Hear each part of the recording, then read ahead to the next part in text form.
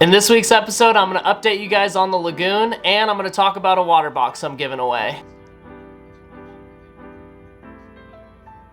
What's going on, reefers? My name's Blaine. This is the King Tide Corals channel. If you guys are stopping in this week, I want to say thank you for coming by to check out the video and the channel. If you guys are new to the channel and you guys like what you see, go check out my other videos. It's all about my reefing journey in general. If you guys like it, I'd really appreciate it if you guys subscribe to the channel and join my little reefing journey. In this week's video, we're going to be giving you guys an update on what's going on in the 25 Lagoon. As well as that, I'm going to be going over what I'm doing on my Instagram page. I'm giving away a water box 10 cubes. So if you guys haven't checked that out on my Instagram page, be sure to do so. I'm going to talk a little bit more about it here later on in the video. But for right now, let's go ahead and update you guys on what's going on in the 25 Lagoon. Alright, reefers, we're going to go ahead and do a little once-over, hopefully, little tour of what's been going on in the lagoon. We're going to go ahead and start off what's going on with the fish. So the clownfish have seemingly found their way to finally pairing off. I think they've decided finally who the girl and who the boy is, so that's always exciting news, but they're doing well. The cleaner wrasse is always running around. Lucky is looking better than ever. The colors on Lucky are pretty spectacular and definitely one of my favorite fish I've ever kept. And then also the cherub angel is seemingly doing really well too, really well fed. So I think that's definitely a main point with angelfish in reef tanks. I think you just need to maintain feeding them well so you don't have to worry about them picking away at any corals. Some sad news with the tank. The chalk bass did pass away, sadly. I think it was a lack of food that it was getting because of getting bullied by the angelfish and the clowns.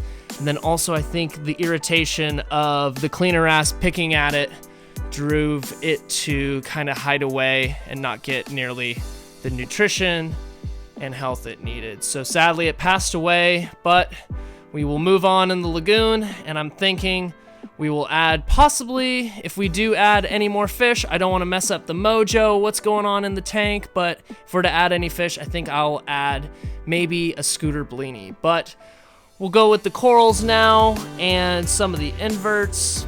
The Christmas tree worm rock, looking awesome. This one, definitely at night, is really spectacular. This one's looking good, our original one. Sadly, a Christmas tree worm was pulled from it. I'll show a little picture here up on the screen of what happened. I came out the other night and it seemed as though the urchin had pulled one of the feather dusters clear out of its hole. So that was kind of a bummer, but it is what it is. Like all things with reefing, you just kind of have to take it as a grain of salt. No pun intended. But as for corals, the soft corals are looking really good. The grubs gorgonians definitely filling out really nice. I'm thinking about maybe fragging that and trying to, place some new frags in some different locations and maybe try to spread out the grubs. This finger leather's looking really good, this chunky finger. And then the Tongan yellow leather's always looking nice, as well as that green Nephthya in the back. The frag rack's looking good. All the zoas are hanging out over on this side. And then the rest of the zoas up front here in center on the frag rack. Moving on, over on the left side, there's the first coral I added to the tank, this large, long polyp toadstool. It's still looking really good. This orange gorgonian is definitely a nice piece. You can see some of the polyps are out right now. Some of the times throughout the day, it'll have its polyps out, but at night, all the time, it will have its polyps out. Here's some of this NPS, little black sun coral in the front, and a fathead dendro. Like the NPS gorgonian 2, this is kind of my NPS little section. It has its feeder tentacles out at night. One thing I did want to show off to you guys is my mushroom garden. This is pretty much gotten out of hand now. We got the OG bounce, we got the ghost bounce, a Neptune colony, Sunkiss bounces, this no name, which I'm possibly thinking about making part of a King Tide coral strain, who knows. And then this is my new baby. This is a Skittles St. Thomas from Josh Graves off of the Zoa Shroom Room on Facebook. Big shout out to Josh. Thanks again, man. That thing is unreal. Here's this Xenia piece, still looking really good ever since we've added it. It's fun to have this really fun, cool movement, you know. I think Xenia adds some really fun additions to a tank. Koji Wade pink Nephthya is looking nice. Same with the green Nephthya, and the blue Capnella is fitting in nice.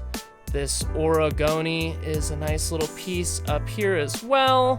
But overall, the tank is looking really good. I think it's definitely filling in nicely. I think things are growing in, and there's always room to add little things here and there. But as for the equipment, I think the eShop's Nano Skimmer is still an absolute unit that is working its tail off to keep things running. I think the AP9X has been an absolutely great addition to the tank, adding a really good spectrum and par for all the corals, and just kind of the vision of what I wanted the tank to look like. Also, the return pump has been going really good. I think the addition of the Celts D has been nice. You know, I've had some people reach out asking for updates on the light and the return pump, and I think both of them have been really good for me. I'm not saying you guys should get them, but overall my reviews have been really great of all these pieces of equipment. But overall, the Lagoon's looking really good. The Euphilia Garden up top, you know, filling in, but it's really a nice tank to hang out and just sit by. I think the Lagoon's just been really fun to show you guys and work on, but overall, just wanted to give you guys a little update of what's been going on the Lagoon. So, cheers guys. Here's a little montage of some other pieces and shots of the Lagoon.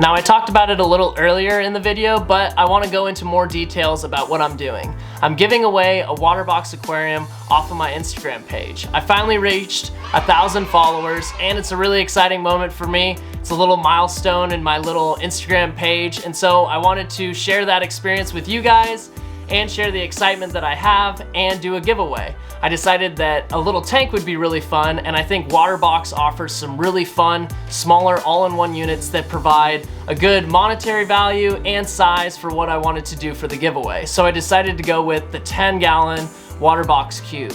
I think it's gonna be really fun to give away, and I'm gonna link in my description below my Instagram page and a link to the tank that I'm giving away. Now, here's my Instagram page here, and here's the actual post that you guys are gonna wanna click on and go off of. It's a lot of really simple rules. All you guys have to do is comment 3 friends on the post, share the post yourself, and follow the Instagram page, and be sure to be subscribed to my YouTube page. If you guys follow those rules, you guys can enter yourself in a giveaway for potentially winning a 10-gallon Waterbox Cube. So thanks again guys for the 1,000 followers on Instagram, and be sure, if you guys haven't done so already, subscribe to the channel. Alright Reefers, that's it for this week's episode. I hope you guys enjoyed checking out the updates and progress of what's going on inside the King Tide Lagoon. I'm excited to also share with you guys the Instagram giveaway. Really excited that I'm going to be able to give back to this awesome community. Without your guys' support, I wouldn't be able to do that. So thank you guys again, and be sure to subscribe. We'll see you guys next week.